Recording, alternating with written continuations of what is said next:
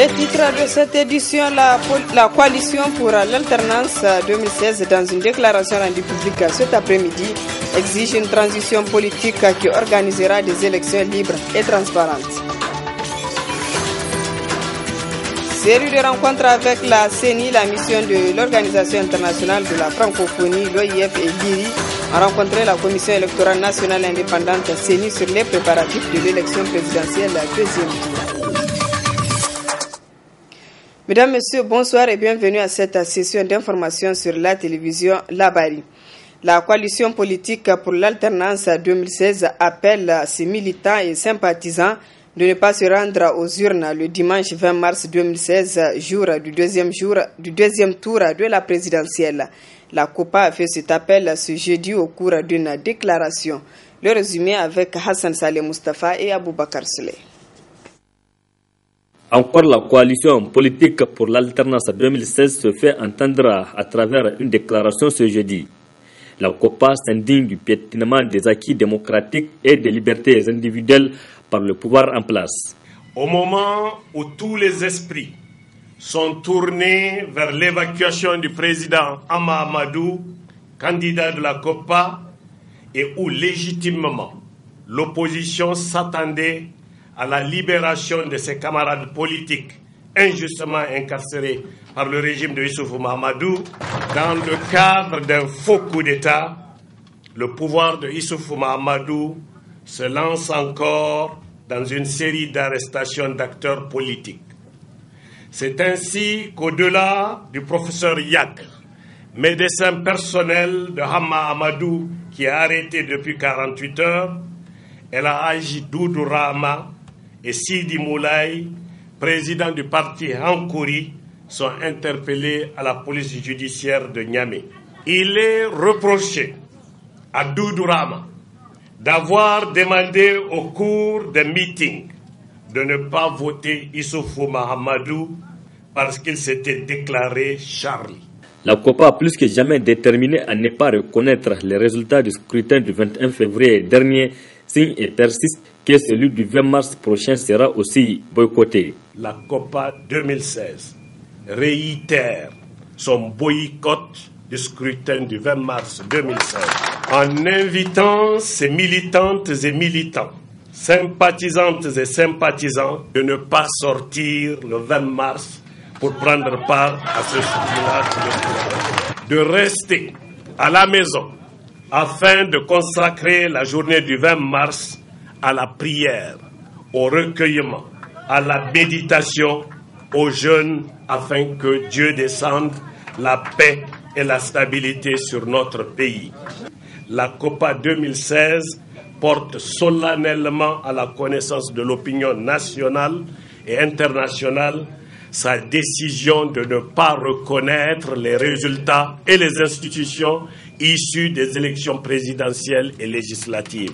Demande à la communauté nationale et internationale de sortir de leur mutisme et de demeurer vigilante afin de faciliter l'instauration d'un climat de dialogue politique sincère et apaisé entre toutes les parties prenantes, telles que le demandent certaines organisations de la société civile, et d'une transition politique afin de permettre d'organiser de nouvelles élections démocratiques, libres, légitimes, transparentes et honnêtes. La COPA s'est aussi prononcée relativement à la validation des résultats des élections législatives par la Cour constitutionnelle. L'opposition politique qui se retrouve avec 53 députés contre 118 pour la coalition des partis politiques qui soutiennent la candidature du président Issoufou Mahamadou.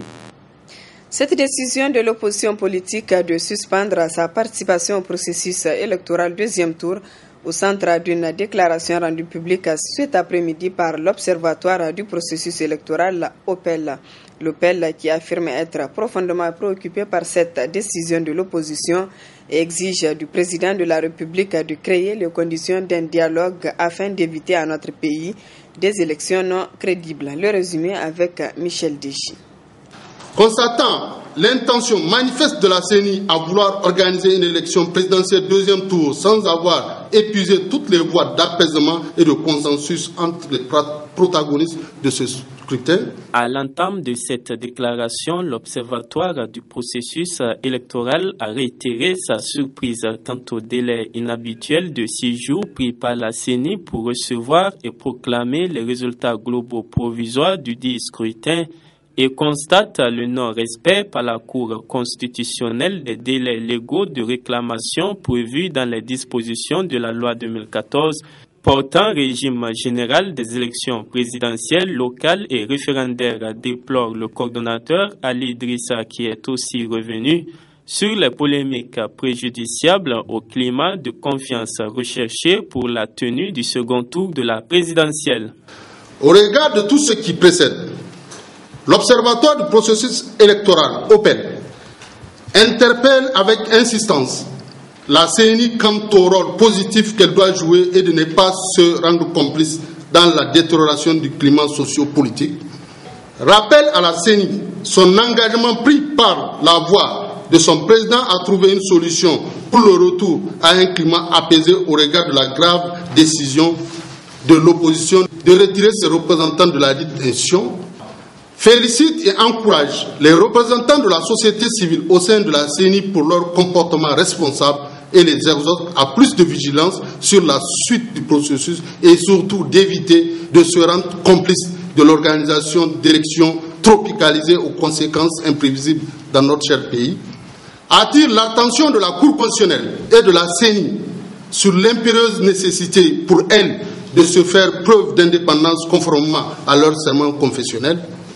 Exige du président de la République, garant de l'unité nationale, de la paix et de la stabilité, de créer les conditions d'un dialogue plus que jamais indispensable afin d'éviter à notre pays de tomber dans l'abîme. Sollicite la CEDEAO, l'Union africaine et l'ensemble de la communauté internationale à s'impliquer pleinement dans la bonne marche du processus électoral en cours dans notre pays.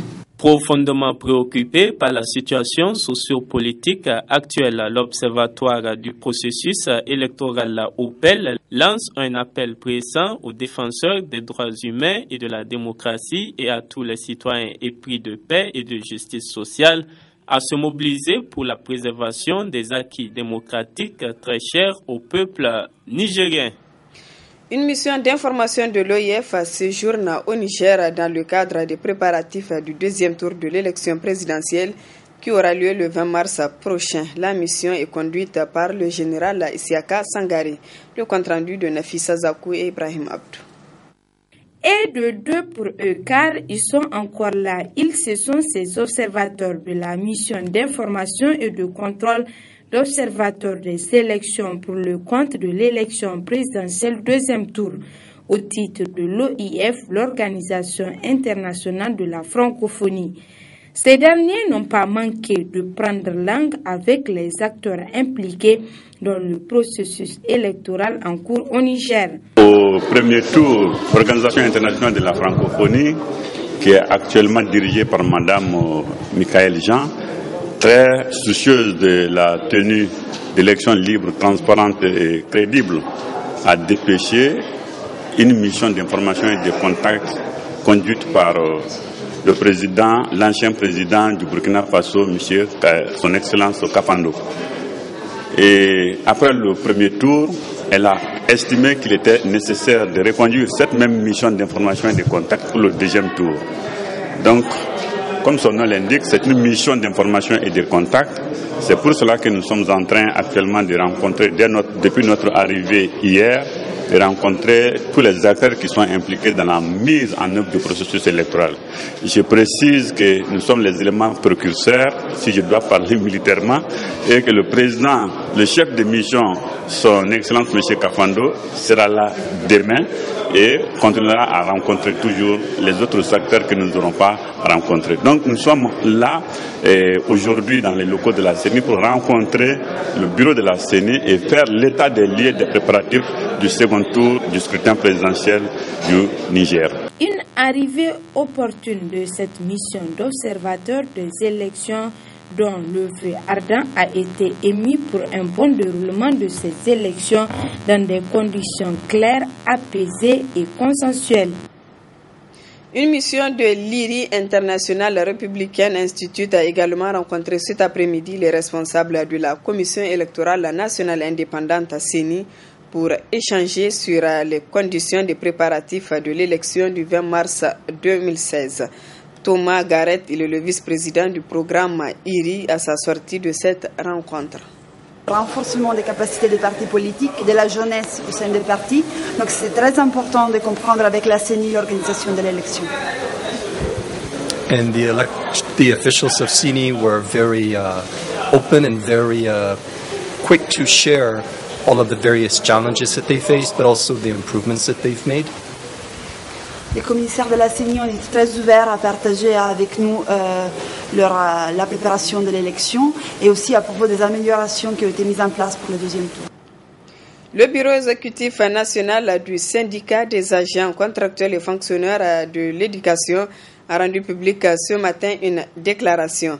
Celle-ci pour examiner les points de revendication et la situation politique du pays. Le résumé avec Asma Seydou et Nasser Seydou. C'est une analyse sans complaisance à travers un bilan du combat mené depuis sa création le 17 mars 2016 pour le syndicat national des agents contractuels et fonctionnaires de l'éducation de base SINASEB, d'où cette sortie médiatique à travers une déclaration. À l'heure actuelle, même s'il faut se réjouir des avancées constatées sur certains de ces points, particulièrement le paiement des rappels salaires, les matricules des 476 camarades recrutés sur la liste additive de 2012-2013 et ceux du recrutement 2014, mais aussi l'ouverture très prochaine du recrutement au titre de l'année 2015, il n'en demeure pas moins que des difficultés restent encore pour le paiement à terme échu des pécules. Sinon, comment comprendre qu'à la date d'aujourd'hui, au moment où le gouvernement prépare déjà les salaires du mois de mars, que les pécules du mois de février des enseignants ne puissent pas être payés? C'est pourquoi le BER-SINASEB exige du gouvernement la régularisation immédiate et sans condition des pécules du mois de février, la finalisation du processus d'attribution des matricules des 476 camarades de la liste additive 2012-2013 et des camarades recrutés pour le compte de l'année 2014, l'arrêt immédiat de toute forme d'intimidation à l'endroit des militants, la poursuite des négociations sur les autres points de revendication, à savoir la réhabilitation de tous les enseignants injustement révoqués du spécial A et autres. La situation sociopolitique du pays également passée au peigne fin et le vœu émis pour la préservation, tout comme l'attachement à travers certaines valeurs. Le BER-SINASEB informe la classe politique que les 17 millions de Nigériens ne sauraient être l'objet d'otages de quelques individus qui, depuis plus de 40 ans, pensent qu'en dehors d'eux, le Niger ne doit pas exister en tant qu'État. C'est pourquoi le BER-SINASEB rappelle au pouvoir en place qu'il est le principal garant de la préservation de la paix et de l'unité nationale. Mais il est aussi le seul responsable d'une éventuelle détérioration du climat social déjà menacé. Autre occasion aussi saisie par le syndicat pour lancer cet autre appel à la communauté internationale pour son implication dans la résolution de la crise sociopolitique qui pourrait sévir au Niger. Le programme de cohésion communautaire au Niger poursuit ses activités de promotion de la paix dans le pays avec l'appui de l'USAID et la haute autorité à la consolidation de la paix. Hier, les responsables de ce programme étaient à la rive droite dans le 5e arrondissement de la ville de Niamey où un festival de paix a été organisé. Le compte-rendu de Michel Deji et Sadou Doumi. C'est une initiative qui vise à renforcer la paix et la cohésion entre toutes les communautés, en commençant par les FADA et associations de jeunes qui ont été impliqués dans l'organisation de ce festival. On a sélectionné des FADA. Donc parmi ces FADA-là, on a sélectionné des gens qui sont dans notre association. Vraiment, on a beaucoup aimé et les jeunes remercient vraiment nos partenaires. Beaucoup. On remercie beaucoup nos partenaires vraiment. On va continuer à travailler avec eux. Il faut que les jeunes qu'ils cultivent la paix. C'est ce que j'ai à leur dire. Lancé en août 2014, le programme de cohésion communautaire au Niger PCCN renforce ses activités depuis février 2016 dans le cadre des élections générales de 2016, objet du présent festival. On a commencé nos activités, comme vous le savez, avec les élections du premier tour et puis maintenant avec le deuxième tour et aussi avec les FADA, avec les étudiants, etc., les associations. Et je voulais remercier tout particulièrement tous les jeunes qui se sont mobilisés ce soir, tous les ambassadeurs de la paix qui sont avec nous et qui sont la clé du succès de cette soirée. Au cours de ce festival, les participants ont eu droit à des projections vidéo suivies de questions-réponses et de danses chorégraphiques. Les plus engagés ont été appelés à être des volontaires et ambassadeurs de cette initiative en véhiculant les messages appris dans leur milieu de vie respectif. Puis la paix! La paix! La paix! Cette brève, le bureau du Conseil national de la jeunesse vient d'être renouvelé. Le président sortant, Aliou Oumarou, a été réélu avec 17 voix contre 6 pour le candidat malheureux. L'élection s'est déroulée à Dosso. Nous y reviendrons demain avec nos envoyés spéciaux. Autre aspect de ce journal, la célébration ce matin du 4e anniversaire de l'École supérieure d'industrie, de management, de droit et de développement rural ESIMAD sous le thème « Comment s'inscrire dans la vie active après les études professionnelles ». Le compte-rendu de Ali Sissé Ibrahim et Soumaïla Abdoulaye. Le complexe universitaire ESIMAD Academy, à savoir l'École supérieure d'industrie, de management, de droit et de développement rural, a aujourd'hui 4 ans. Aussi, pour fêter cette 4e année d'existence, un sketch sur la corruption en milieu scolaire, un poème et une chorégraphie ont été présentés aux personnes présentes à la cérémonie. Saïd Pada Mahamadou, secrétaire général des étudiants de l'ESIMAD, précise les circonstances dans lesquelles est célébrée la 4e année de l'ESIMAD. Cet anniversaire que célèbre pour la première fois dans l'histoire de notre école par les étudiants. Cette dernière rentre dans le cadre du programme établi par le comité exécutif pour son exercice syndical 2015-2016.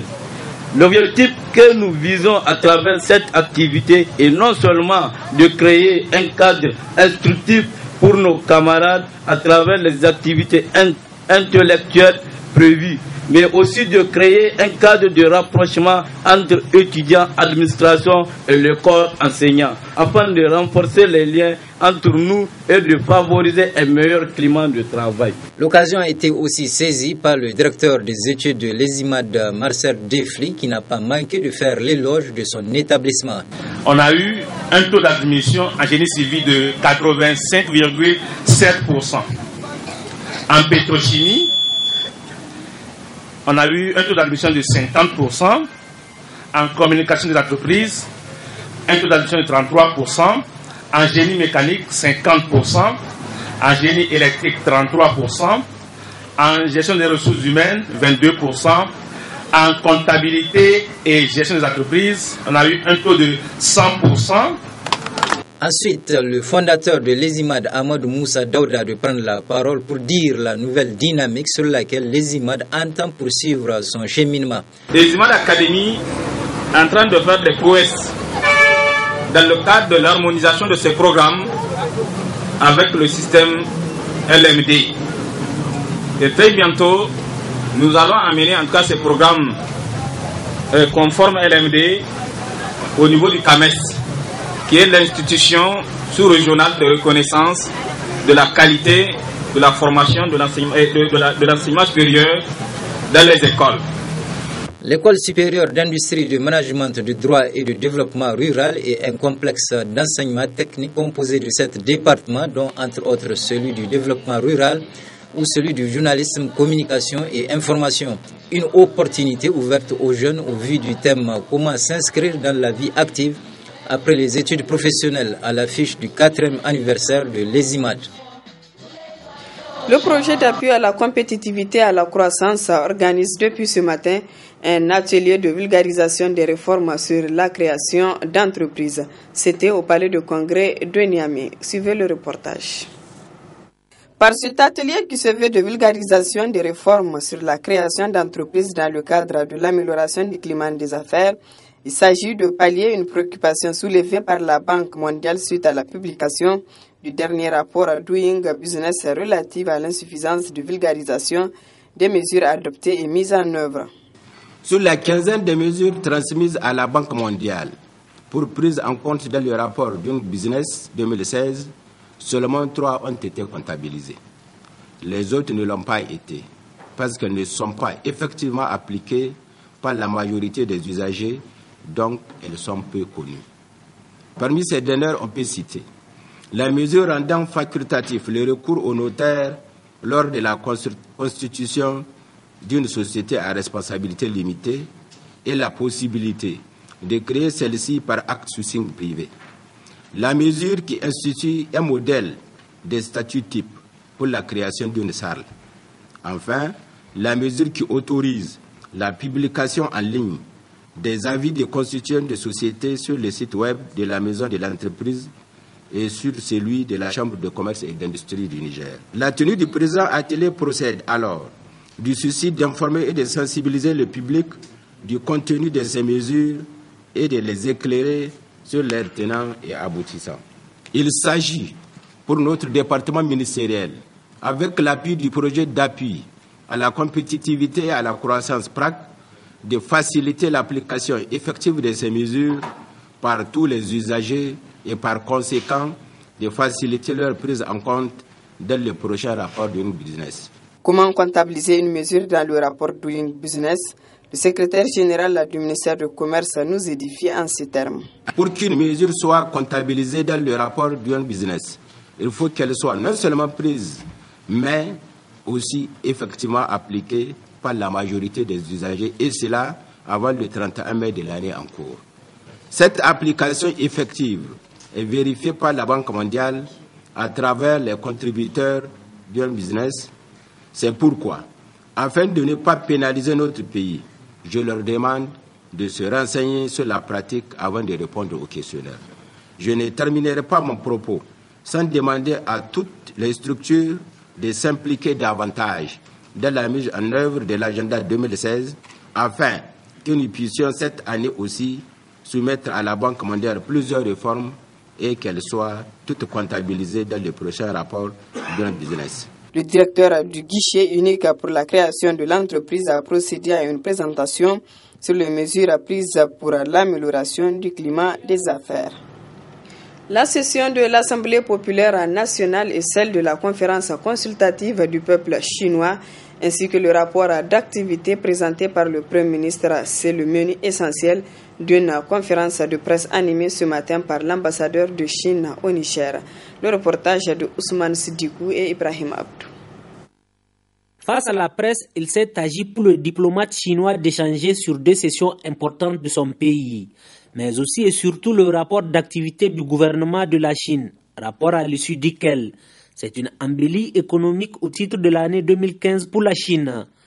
L'économie chinoise a enregistré une croissance régulière et positive et s'est maintenue dans les limites raisonnables. Le PIB a atteint 67 700 milliards de yuans, soit 10 400 milliards de dollars, c'est-à-dire une croissance de 6,9%, qui est l'une des plus fortes parmi les principales économies du monde. L'optimisme est au rendez-vous quant à la coopération bilatérale qui lie son pays au Niger. En 2008, après le départ des Malaisiens, des Français et des Américains, les Chinois sont venus. En 3 ans, la Chine vous a été, a produit du pétrole, pas seulement a produit du pétrole brut, mais encore une raffinerie désertaire a été construite. Depuis lors, à la fin de 2011, le Niger est devenu un pays producteur de pétrole, mais encore, il se suffit en pétrole. Et il exporte aussi du pétrole. Vous voyez, les fruits de la coopération Chine-Niger. Le renforcement de la coopération sino-africaine, le pays de Mao Tse-tung y veille. La Chine ne cache rien au monde. Si la Chine investit plus de 100 milliards de dollars en Afrique, c'est pour aider l'Afrique. C'est aussi pour le développement économique de la Chine. C'est ça, la coopération gagnant-gagnant. La pauvreté n'est pas étrangère à la Chine. C'est pourquoi, pour son éradication, c'est toute une politique qui est inscrite dans la durée. En Chine, il existe encore 70 millions de la population pauvre. Le gouvernement compte les sorties de la pauvreté en 5 ans, totalement. Toute la population pauvre, tous les districts pauvres ruraux, à 2020. Aux questions des journalistes, des réponses claires ont été données d'où ce constat, selon lequel la Chine reste et demeure un moteur important de l'économie mondiale. Voilà, mesdames, messieurs, ici s'achève ce journal. Merci à vous de l'avoir suivi.